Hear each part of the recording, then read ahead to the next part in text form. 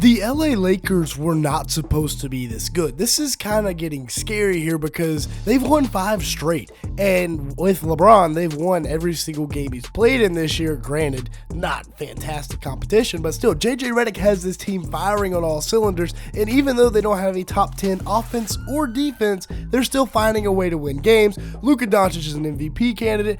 Reaves is an all-star. And LeBron fits in just fine with these guys.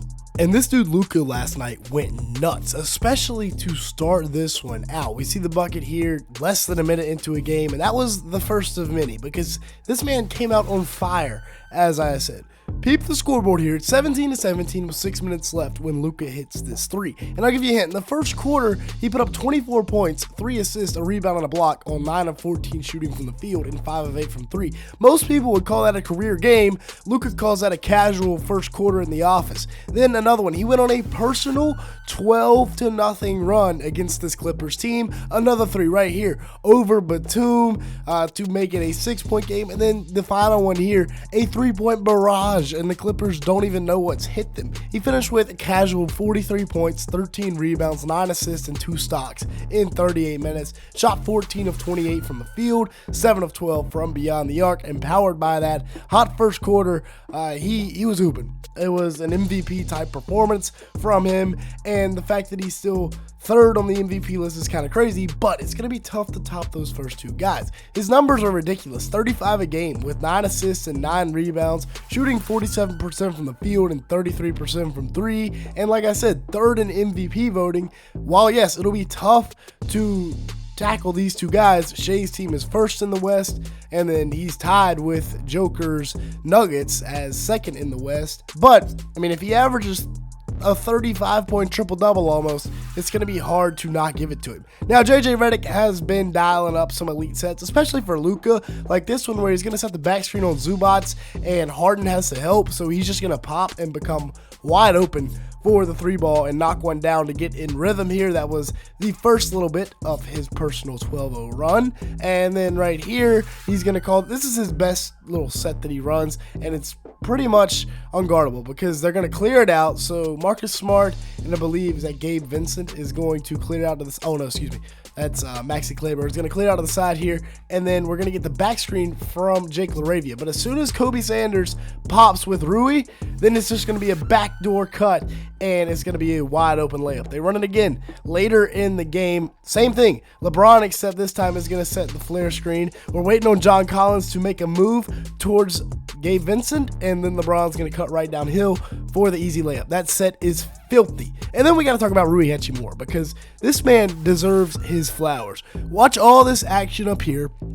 Spanish pick and roll action. It's going to force John Collins to come over, and now Rui is so valuable because if you give him a wide open catch and shoot, more times than not, he's going to knock it down. He's been one of the best 3-point shooters in the league this year. And if you don't believe me, just wait a second. I'll show you the stats. 13 points, 3 boards, and a steal last night on 6 of 9 shooting from the field, 1 of 2 from beyond the 3-point line. The only problem with Rui's game right now is that he doesn't take more 3-pointers. And that's a serious concern. I mean, watch this backdoor cut right here. John Collins just gets completely lost. Watch Rui. He's creeping. And as soon as LeBron gets this pass, he's going to cut right back door, noticing that John Collins isn't paying attention, and he gets the dunk. On the year, he's averaging 15 points a game with 4 boards, an assist, and a steal, or half a steal, in 33 minutes, shooting 57% from the field and 48% from 3 on 3.5 attempts. If he shot 5 attempts a game, he'd be qualified as the league leader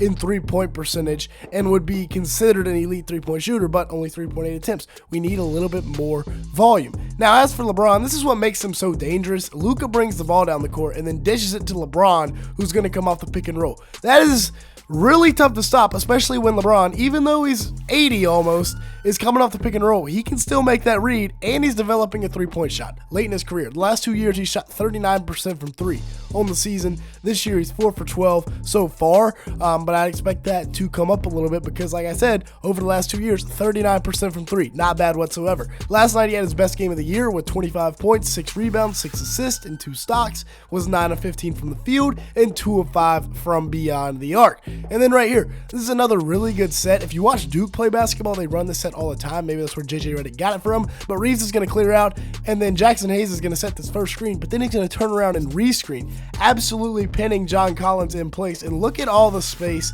that LeBron has to operate. He gets right to the rim and finishes with that left hand. And then once again, I know he's 80, but attacking Zubats downhill, that's still barbecue chicken.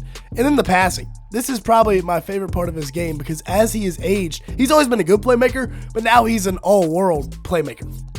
And you can tell that by the fact that at 39, he was still playing point guard for that Olympic team. Look at the window on this pass. Talk about threading the needle. And LeBron gets it right to Austin Reaves for the layup, and then kicking it out in transition, looking like a quarterback. On the year, he's averaging 17.7 points a game, a little under 9 assists, 5 rebounds and a steal in 32 minutes per game, shooting 53% from the field and 33% from 3 on 4 attempts. And the short pick and roll, they've been getting him into pick and rolls at around the elbow, the mid-range area, and it's working. LeBron is getting right to work and hitting easy mid-range jumpers right where he wants to. And while yes, I know it's only been 3 games played so far, but the Lakers haven't lost with LeBron in the rotation, and I think that's very indicative of what could be coming, because with LeBron and Luka and Austin Reaves, I mean, that is a filthy 3-headed point guard punch. Now, if you've made it this far in the video, hit that like button and hit that subscribe button. 93% of the people that watch these videos are not subscribed to the channel. If that's you, let's go ahead and fix that. Then let's talk about Austin Reaves, because this man should be an all-star. JJ Redick said it, and not a lot of people believed it because we were only 2 weeks into the season, but I'm on board now.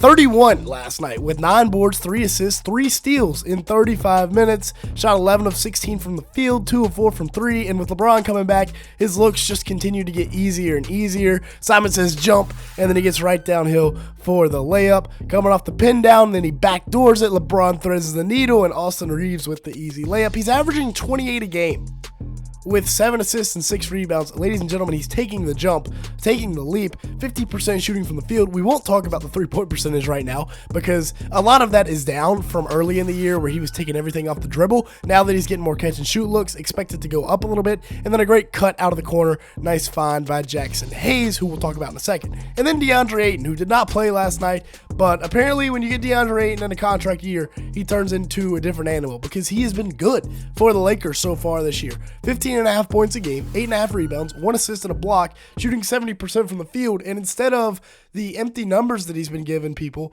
now in a contract year, he's been hooping. And it definitely helps when you're playing alongside of 2 of the best playmakers to ever touch a basketball court. But I mean, look at this. He's got new levels to the hook shot right here. He's getting in, he's got the jumper now. The hook shot is working. He's always been a lob threat. And then Jackson Hayes as well, volleyball spiking that one into the first row. He's becoming a short roll playmaker. Hayes is finding Reaves, cutting back door right here. And by a short roll playmaker, I mean literally in the short roll, when he can't roll all the way to the rim, stops at the free throw line because there's a help defender, and then he makes a play. He becomes a playmaker. Finds Reaves cutting. Right here, he finds Rui Hachimura cutting for the lob. He put up 8 points, 4 boards, 3 assists, and 2 stocks last night in 29 minutes. Not the most impressive stat line of all time, but still a stat line of all time. And the playmaking was impressive. Jake LaRavia has also been pretty solid. We see him right here on the backdoor cut, gets right to the rim, and then LeBron finds him in transition for the easy layup. With that being said, that's going to be it for today's video. Thanks so much for watching. Make sure to like button, leave me a comment down below, and hit that subscribe button if you did enjoy at any point. And with that being said, thanks so much for watching today's video.